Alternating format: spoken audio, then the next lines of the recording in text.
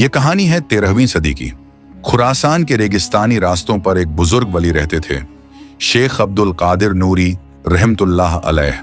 लोग उन्हें नूरी बाबा कहते थे। उनकी जिंदगी बहुत सादा थी। एक टूटी हुई झोपड़ी, हाथ में पुराना तस्बीह और दिल में सिर्फ अल्लाह का जिक्र। लोग कहते थे कि उनके हाथ उठते ही बारिश बरस जाती, उनकी दुआ से बीमार ठीक हो जाते। मगर उनकी आंखों में हमेशा एक गहरी खामोशी रहती थी, जैसे वो किसी राज में डूबे हों। मुसाफिर का आगाज एक शाम जब सूरज डूब रहा था, एक काफिला दरगाह के पास से गुजरा।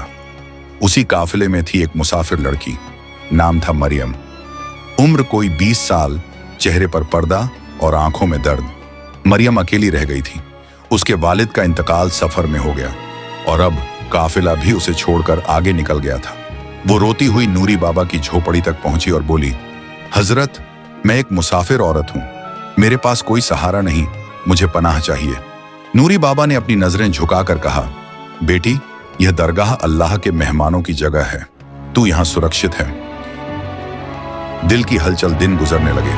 मरियम खाना पकाती, पानी भरती और झोपड़ी साफ करती। नूरी बाबा इबादत और तस्बीह में लगे रहते। मगर धीरे धीरे मरियम के दिल में एक अजीब सी मोहब्बत जागने लगी। ये मोहब्बत जिस्म की नहीं थी, बल्कि उस रूहानी नूर की थी जो नूरी बाबा के चेहरे से झलकता था। एक रात उसने हिम्मत करके कहा, हजरत, मेरा दिल गवाही देता है कि आपकी तरफ खींच रहा है। शायद ये मोहब्बत है। क्या मोहब्बत गुनाह है? नूरी बाबा कुछ देर खामोश रहे, फिर बोले, बेटी, मोहब्बत गुनाह नहीं होती, मगर असली मोहब्बत वही है जो तुझे खालिक तक पहुंचा दे, न कि मखलूका में भटका दे। मरियम की आंखों से आंसू बह निकले। उसने सोचा कि शायद यह उसका इम्तिहान है। उस रात मरियम ने एक ख्वाब देखा। उसने देखा कि रेगिस्तान के बीच एक ताजदार हसीना खड़ी है, सफेद कपड़ों में, हाथ में पानी का सुराही। उसने मरियम से कहा, तेरा दिल अगर नूरी बाबा से जुड़ता है तो ये तुझे सिर्फ अल्लाह की राह पर ले जाएगा, मगर अगर तू उन्हें अपना आसरा समझेगी तो तेरा सफर अधूरा रह जाएगा। मरियम चीख कर उठ बैठी। मरियम ने हिम्मत करके नूरी बाबा से कहा, हजरत, मेरा दिल आपको चाहता है, मगर मैं जानना चाहती हूं कि यह मोहब्बत सही है या इम्तिहान। नूरी बाबा ने गहरी सांस ली और कहा, बेटी, तेरी मोहब्बत पाक है, मगर जान ले कि मैं तेरे लिए नहीं बल्कि अल्लाह के लिए बना हूं। उन्होंने कुरान की आयत तिलावत की, और जो अल्लाह पर भरोसा करे तो वही उसके लिए काफी है। सूरह अत-तलाक 3।